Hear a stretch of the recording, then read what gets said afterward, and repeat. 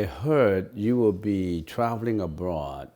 Could you share a bit of information regarding your plans and how long you will be away? Thank you with metta.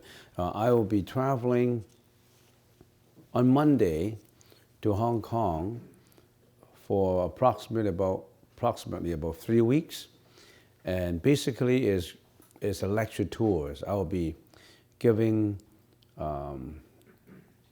2 days lecture to about 1,000 audience in Hong Kong, about 1,000, maybe more than 1,000, I don't know, at least 1,000 for 2 days. And I'll be also giving lectures and discussing and practicing meditation with a group of policewomen and policemen. Hong Kong police, they have a Buddhist association learning Buddhism. So there will be a lot of, I'll be talking to a group of policemen and policewomen how to meditate and how to overcome emotions, because being a policeman anywhere is sometimes stressful, and when you are stressful, then you have to know how to handle your stress. If you don't know how to handle your stress, you will gradually build up a lot of emotions such as depression, fear, worry, anxiety, and all that. And we need to understand them from the Buddhism perspective. Many people talk about it from the modern psychology perspective, psychiatry's perspective, and maybe from the medical perspective. But they need to listen to another perspective on the spiritual side, how to handle emotions, depressions, fear, anxiety, family problems, how to handle stress when it comes out. Nowadays, more and more people are going through, in its modern society, going through psychological stress. The other day, I had a visit from a dad whose daughter, committed suicide because of depression, a teenager. And when I come back, when I return, I have to go to that place not northern BC, Vernon, giving a talk to about 1,000 teenagers on how to handle stress, how to handle emotions, how to handle emotions arising from family problems, from school problems that they think they have, and all these are necessary. They should know about it. So that's the content. And also, I'll be talking to different groups of people on Buddhism. And in Hong Kong, they speak Cantonese. And Cantonese is my mother tongue. So it's much easier for me to discuss meditation and all these problems in my mother tongue in Cantonese. So I'll be away for approximately 3 weeks, and when I'm back, I will continue with what we're talking about on how to meditate, the introspection side. Because we're finished the samatha, we still have to do a vipassana. Okay, so that's answer the first questions. And any questions on this? So you have, is that basically, that's where I will be going. The next question is about something that maybe I should talk about.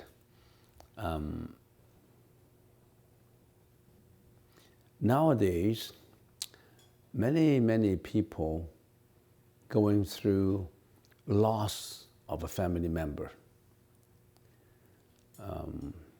Loss of a family member contains many sides of it. loss of seniors in a family member, but also not only seniors, because death actually some people think of death as a very remote perspective. It's still very far away, but actually, death is in between breath. It's as fast as in between breath. Death is not about 1 day, 2 days, 2, 3 days, 4 days, months. It's about in between a breath. If you hold your breath and you don't continue the next one, you die. So actually, breath is so near.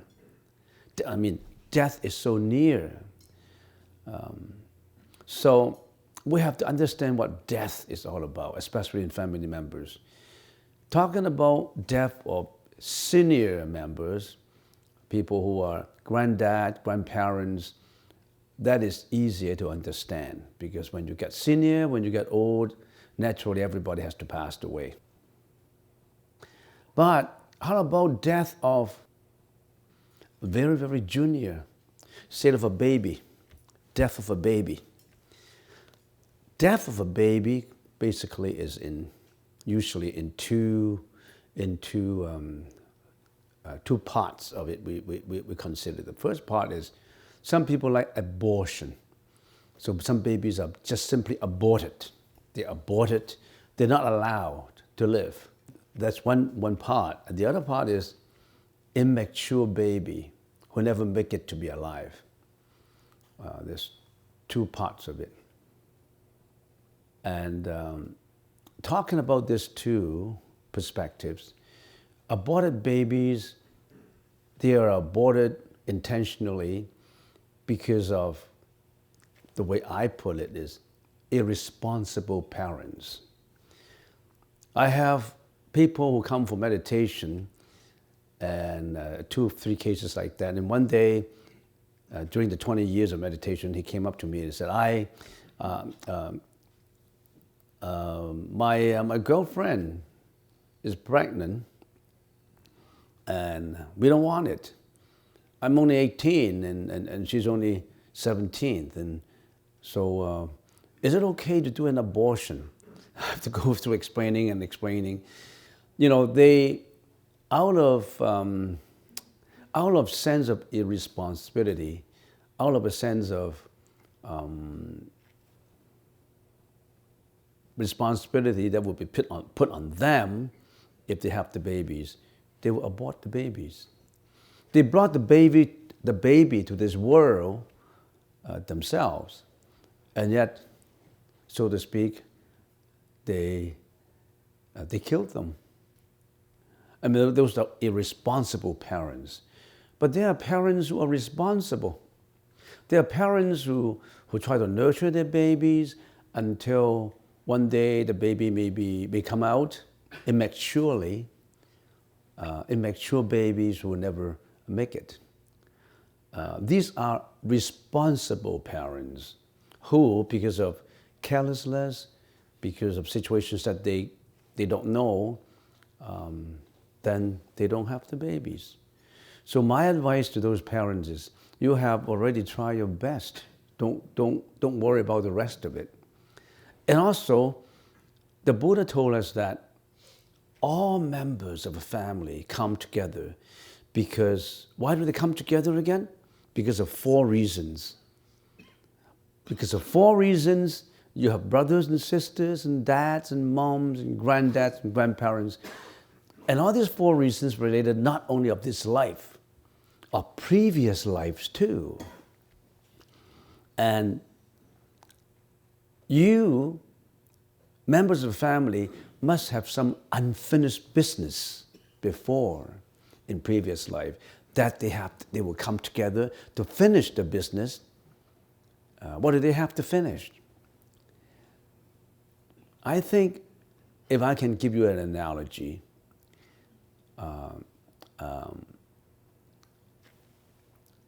the coming together and the going is simply like a general ledger if you're an accountant. You have the debit side of it and the credit side of it. You either owe something, which you call liability, you owe something which is your assets, and you always have to balance it. If in the previous life you owe somebody some money, for example, you owe that somebody $100,000, and you promise to repay. You sign a note even, but then you run away. You don't want to pay it. And he was so angry. You signed a paper with me and we want to pay $100,000 now. You lost your business. It's your business. It's not my business, but you got to pay me back, but you never pay me back. And I couldn't find you. But in his mind, he's always remember this debt and pay. He wanted the debt to be repaid, the money to be repaid. And somehow, in the next life, he could be born as your baby. As the baby get born into this world, he wanted the money back. So you have to educate the baby, you have to give him all the food, you have to give him all the love, you have to give him everything. And then somehow, when you add up all this love, it can quantify this love, all the food, all the schooling, and add it together, it could come up to, I don't know, $100,000, boom, he's dead, he's gone. Because you repaid the debt already. That is a repayment of a monetary liability. You owed him debt, you repay the debt in money. Whereas in some situations, it's a repayment of non-debt situation, which is love. Here is your husband that you divorced in previous life without any good reason. It's a third party intervention into a love affair. And you divorced him. And he lived with agony. He didn't want his life to leave him. So he had a lot of hatred because you divorced him. In the next life, he came back as your baby again, and you're going to repay this kind of love. You love the baby so much. You love him as a child, brought him up, etc., etc., etc. But he never loved you. He just wants your love. Some sons love the parents. Some sons, they don't love the parents. Some sons even hate the parents. How come this is all repayment of a debt, repayment of emotions, repayment of love? All these are mixed together is nothing but a balancing of credits and liabilities, debits and credits. So don't attach too much emotions to what you're experiencing through. Plus, if you have a baby immaturely, even if the baby is alive, he may be coming back to get you. If he was born with autism, if he was born with ADHD, some people call it an A child, you have to look after that baby for the rest of your life. Some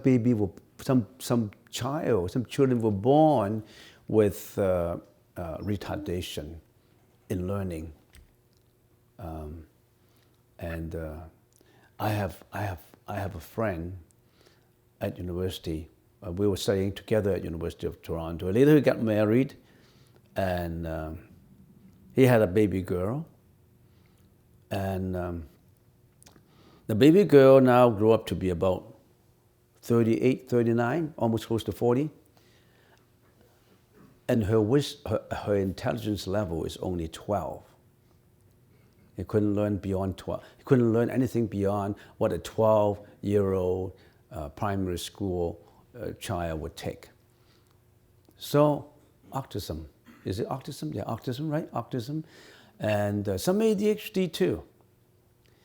So, if the baby gone, probably we don't know what is good and what is bad. Do you want to look after a retarded baby for the rest of your life? Of course you don't want to. But saying all that, there's a lot of intricacies in human relationship. Intricacies that only the Buddha can perceive, because that related to previous lives too. Not just previous one life, it could be 2 lives, 3 lives, 4 lives ago. So whenever you experience a child who wants to get the debt, think about that. You give him all the love. Pay him everything. Don't agonize on it. How come my child didn't love me? How come my boy at the age of 18 ran away from home and never showed up again? And I know there are some parents, when the child get up to 18 years old, the parent, when they said to the child, get out of my house, don't come back again, make your own living. The child was only, the boy was only 18 years old, and he got kicked out from the house. All of a sudden, the parents don't love the child anymore. I experienced such a man when I was working in I don't know what, I shouldn't tell you the place, but one year I was a summer student at a very grand hotel in Banff, I can tell you, in Banff. And we have youngsters coming together to work in a hotel, and there was youngsters like that. My dad kicked me out when I was 18 years old, and I was not allowed to go home.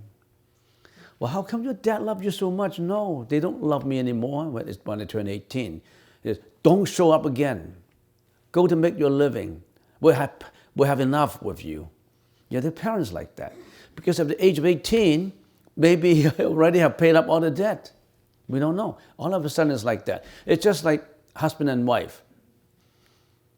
They were so in love when they were young, and when they get to a certain age, the love becomes dry. No more. No feeling anymore. They're going to divorce. All of a sudden, it seems to be the flame is not burning anymore. It's all extinguished and couldn't show any sign of burning up again. Suddenly. But when they were teenagers, they were so madly in love. April love, we call them. April love. They're so much in love. And then, all of a sudden, the love disappeared. Many, many situations are like that. So, this is a world of suffering. This is a world of suffering. And saying that being said, it does not mean that we are pessimistic. Suffering is a fact in life. When there's aging, sickness, death, how can you say life is always happy? We have temporary pleasure. Sometimes you can call it happiness, temporary happiness, but the happiness won't last. It would dissipate in the air. So we say a child relationship, a baby relationship with the parents is either a repayment of a debt or payment. He's paying you, then he would treat you like, Mom and Dad, I will always love you, and you're our dearest, because he's coming to repay you for the rest of his life, for the rest of your life too. He's coming back to pay you up because you helped him a lot in his previous lives. And for some of them, they don't like you. They hate you. Even among brothers and sisters. And even among relationship as to how the parents treat different children at home, the parents could love the daughter more than the son, or the son more than the daughter, or could love only the daughter in the middle, not the first and the third. All this love, all this is all different. Not the same. Our karmic energy is not the same. Our face is never the same. Everybody's face is different. Everybody's karmic energy that one created is different. There's no similar. Even twins, they look the same, but their karmic energy is different. So, this is the word of advice to those who experience death of immature babies. Learn from the mistakes, and who knows, it could be a blessing from a certain angle. Maybe you don't have to look after a baby with autism, with ADHD. Any question at all? Raise your hands if you have any questions. Any challenges? Anybody say, no, I don't agree? And yes, you don't agree? No, I agree. And you agree? Okay, yeah. What if you adopt a child? You adopt a child? Is there a family tie, a previous life family tie there? Yeah. Wow, that's a good question. I remember many years ago, 30 years ago, I always travel from Hong Kong to Guangzhou, Canton. And sometimes on business, sometimes on lectures. And I travel many times to Guangzhou, Canton. And I usually stay in a hotel. That hotel was called the White Swan Hotel, very famous hotel. And every morning when I went down to eat my breakfast, I saw groups and groups of table with different groups of people, and all these people sitting in there, they were parents. They were parents from where? From North America, mostly from the States. And the men and women and almost like 20 tables, couples, each, they're holding up babies in their arms. And the babies were Chinese. And there are people who actually, with their warm hearts, actually come to China to adopt a lot of babies. Almost like every morning is a different, 20 different groups of people. And they were holding the babies and feeding them. And some babies may have some defects in their face. And they clipped lips, and sometimes maybe somehow, a little bit of defects, and that the parents, by blood relationship, they didn't want them, they give them to orphanages. And these North American people, they are people, they have a lot of love. I really respect them. They have a lot of, there are people who really love babies, and they actually come to go to the country to adopt all these babies. Deserted babies that they don't want. Some babies are even limping babies. And they feed them, and I saw a lot of love when they're feeding. A Caucasian man, a Caucasian woman in their 30s, 32, 33, they were spoon by spoon feeding a baby, And sometimes when I come again, and there were sometimes 2 times there were a group who actually had a 5-year-old Chinese girl. They were Caucasians, 5-year-old Chinese girl sitting in one seat, and they adopt another baby, and that 5-year-old Chinese girl was adopted 5 years ago, and they came for a second one, and that 5-year-old looks very, very pretty, very cute, walking around. And there were babies like that before. They brought them up. They brought up these babies and they gave them all the education. They really loved them. There are a lot of people who had a lot of love for babies, when you talk about compassion, I think these are compassionate people. And who would adopt a baby? That's, they have their own, some of them have their own babies too. They have their own, boys and girls, and they want to adopt another baby. I see a lot of love on bread. That's one of the reasons why I want to stay in that hotel. Every morning when I go down there, I can see love everywhere.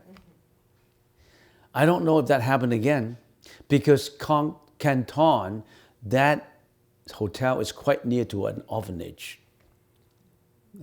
That people are like that.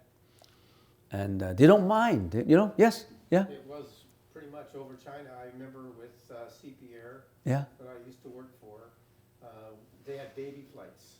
Yeah, baby flights, yeah. Yeah, a lot of them, and I was in Beijing, and all the new parents for their baby the very first day. Yeah. Saw that many times. Yeah, many babies, Just yeah. a whole flight full of 40 or 50 children going back to Canada. Oh, yeah. Even Canadians adopted those babies too? Many Canadians, yes. Yeah, you see, we all should learn to be good people. How can we afford time doing bad deeds? There's so much love practiced by many people. They're not speaking a word of Buddhism, but they are manifesting the love as preached by the Buddha. So sometimes the word religion, Buddhism, is not the word, it's how you behave, how you act, And what was the question again? I forgot about the question. Yeah. I was wondering, because you said people are born in the same family because of karmic energy, Yeah, If you adopt a baby that is from a different family, yeah. does that baby's karmic energies are related to your past life? Of course. We're all related. So the reason why you adopt that baby and brought him or her into the family, you must have some karmic relationship before. Yeah, there must be some karmic relationship before. So that being said, if you have a good relationship to start with, and suddenly the relationship went sour, don't agonize on it. It's just the time comes when that relationship has to disappear. So don't really, oh, my wife divorced me, oh, it's terrible, I'm going to commit suicide, nobody loves me anymore. It's not the right thinking. It's just that relationship is concluded. And maybe a new relationship is going to show up. Or there wouldn't be any relationship again. Or that's the time to become a nun or a monk. Yeah. That gives you a mature opportunity to get away from all this, what we call quote and unquote love. Any more question? I have a question. Yeah? Related to your first question. While you're visiting Hong Kong, are you going to go visit the big Buddha in the Lantau Island? That Buddhism, is that the same compared to this one? Is it different? Or it doesn't matter? I don't really know. It does not matter. It does not matter because that is matter. You understand what I mean? Anything that is matter does not really matter. Anything that is I don't know if you know what I mean. Anything that is matter, it's a formulation. It's a formulation of protons, electrons, molecules, and neutrons, and all that. They come together when the conditions mature.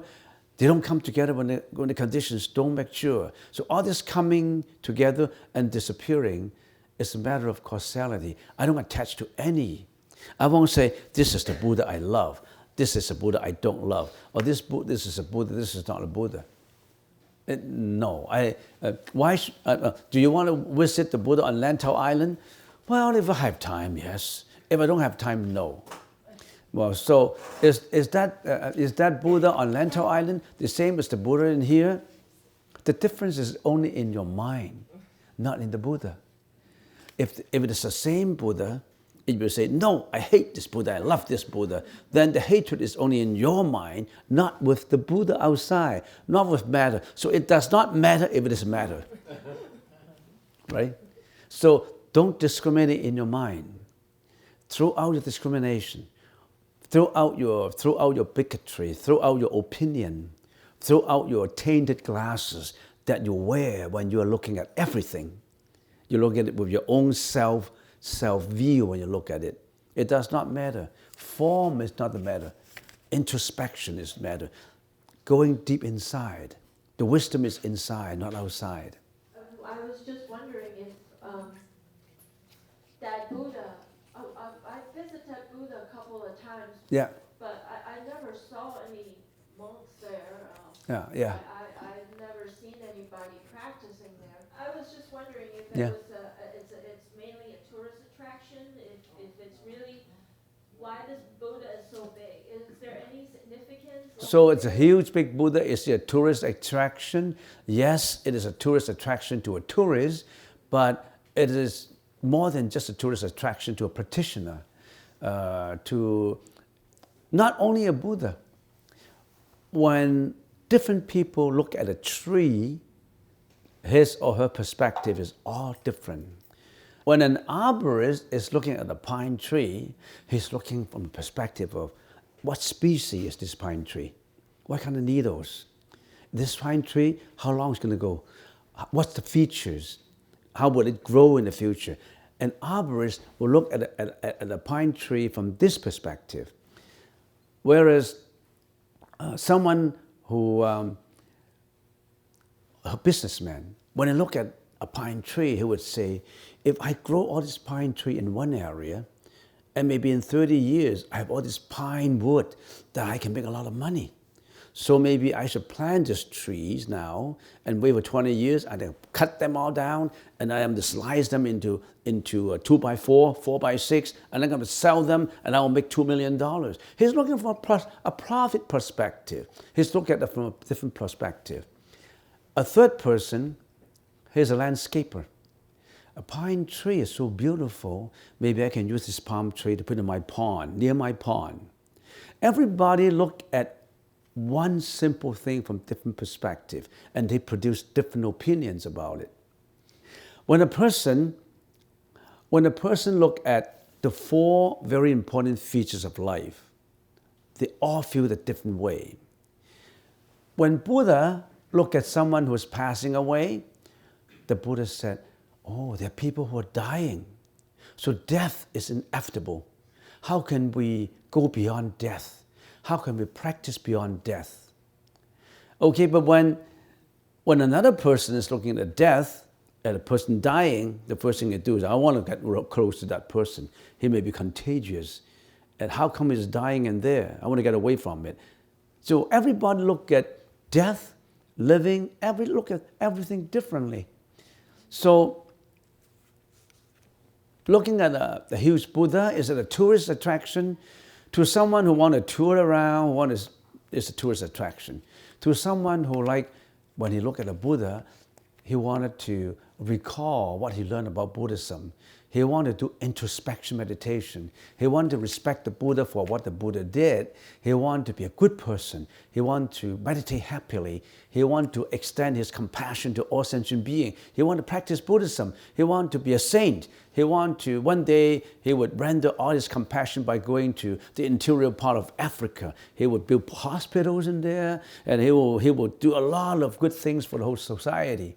Different people look at the Buddha and arousing different perspective, different opinion, different thinking. Yes? In your video, you talked about the emotional mind and the rational mind. Yeah. So you're saying that most people tends to be more emotional. Yeah. And they're not really listening to the rational mind. Yes. But the goal of Buddhism is to gear you towards more of a rational mind so that you can look at the situation more clearly? Yes, you can say that way, but I have to add more on your comment because you could be missing one very important part. Basically, our mind is into 2, the emotional mind and the thinking mind. The thinking mind is what you have been growing up with. The education you get from school, education you get from family. Maybe your dad is a very responsible person, very hardworking, and your dad always tells me that, always tells you that, you have to be intelligent, you have to be hardworking, you have to respect people. Then you learn, I have to respect people, I have to be hardworking. All this was regarding the rational thinking mind because you've been educated that way. And in your family, you pay a lot of attention to family love. And when you go to school, you go to a very good school, and the teachers always say, okay, you have to safeguard public interest. When you go to a zoo, when you go to a park, you can just pick any flowers you want. When you go to a bus, you have to line up, and you have to obey the law. When you drive, you have to be safe, etc., etc. That is on the educational, the language, the techniques. That's what the thinking mind is taking care of when you are doing your education. On the other hand, there's also the emotional mind. The emotional mind. The emotional mind is a mind with depression, fear, insecurity, hatred, all kinds of emotions. And this emotional mind always seems to be stronger than the thinking mind. The reason for this emotional mind always seems to be stronger than this thinking mind is this emotional mind always have accumulated energy from previous lives. So in other words, previously when you were another person in your previous life, you were someone who's so selfish. You were someone who was so cruel. or you were someone who is really a philanthropist. So all this previous karmic energy you created in your previous lives, they don't just disappear. All this energy, sometimes good, sometimes bad, all were brought to this life too. And that will become an accumulated emotional mind. And this is an accumulation. This accumulation, that means it is very, very powerful because it's accumulated. It always is at a tug of war with your thinking mind. So in other words, if you get angry, if in your previous life, the anger you already built up, you habitually become angry. So in this life, you also easily get angry too. So when you get angry, your emotional mind will take over the rational mind. However, the rational mind says you can't be angry because the teacher teaches us that you cannot blow up your temper all the time. So just try to control, but you cannot. So there's always a tug of war. The emotional mind want to be angry. The rational mind, no, stop it. So they're always at a tug of war. But it seems that tug of war, the emotional mind seems to be always in control.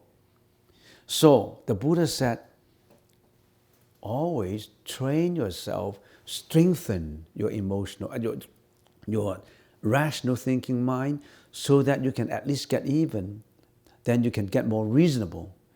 So Buddhism is to increase the power in your thinking mind, in your rational mind.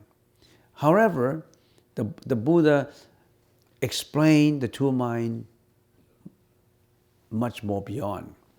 Even the thinking mind is not pure, because all these concepts that you've been educated by the teachers, by your dad, by your parents, they were not all true.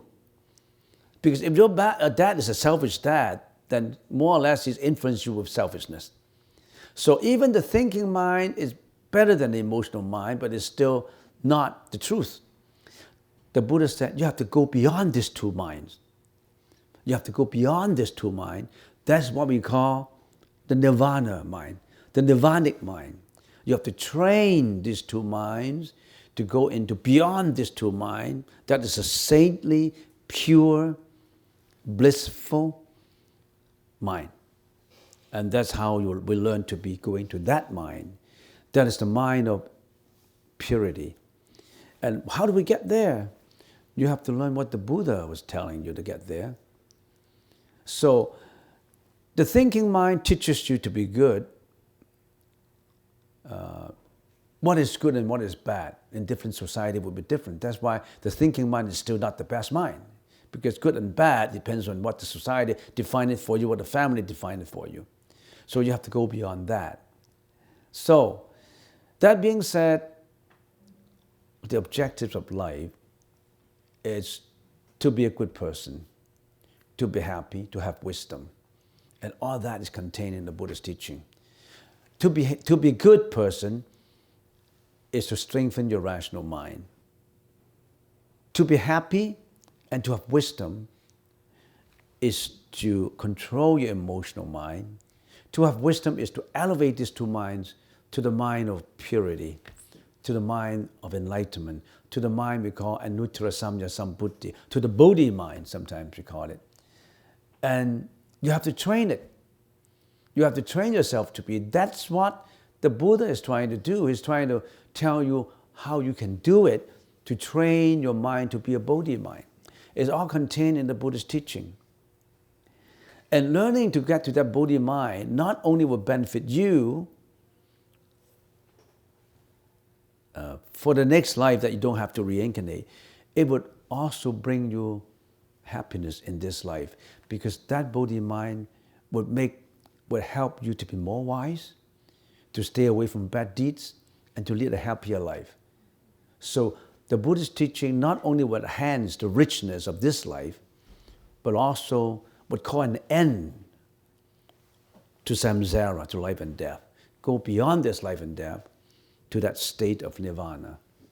And you really have to study about it to know, all right?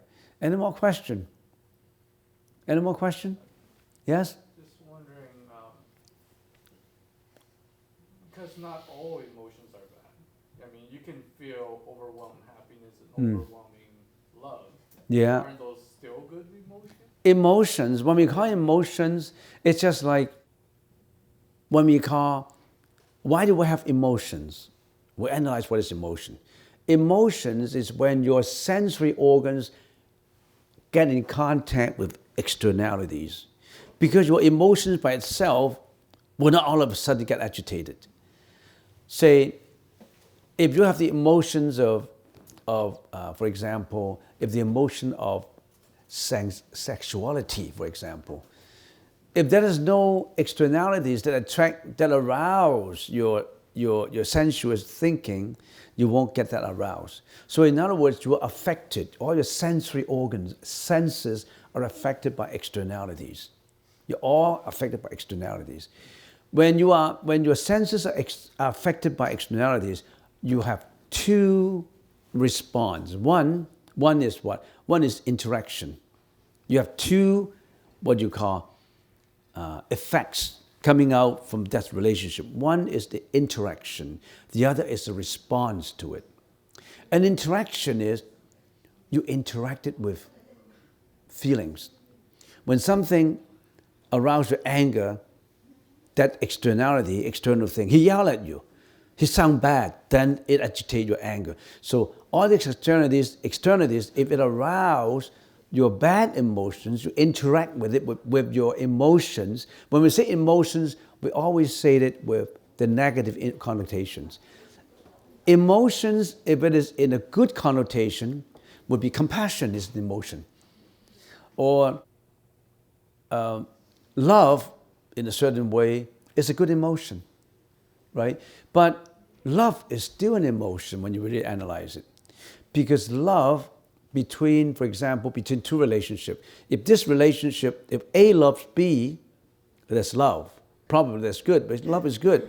But if B does not love A, then hatred will follow it. Because the love is not reciprocated by another love.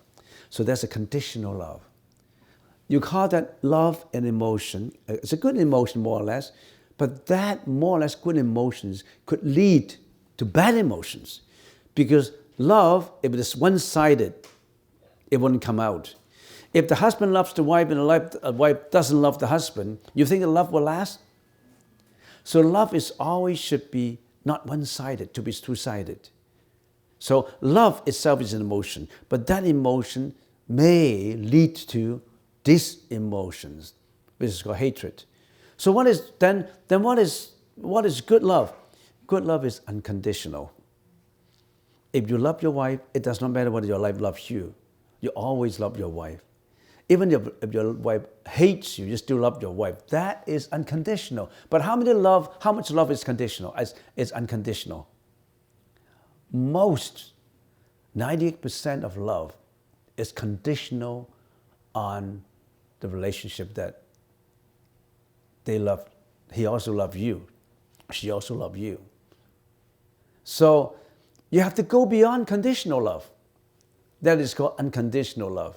That's what we call that nirvanic state. Even go beyond this love.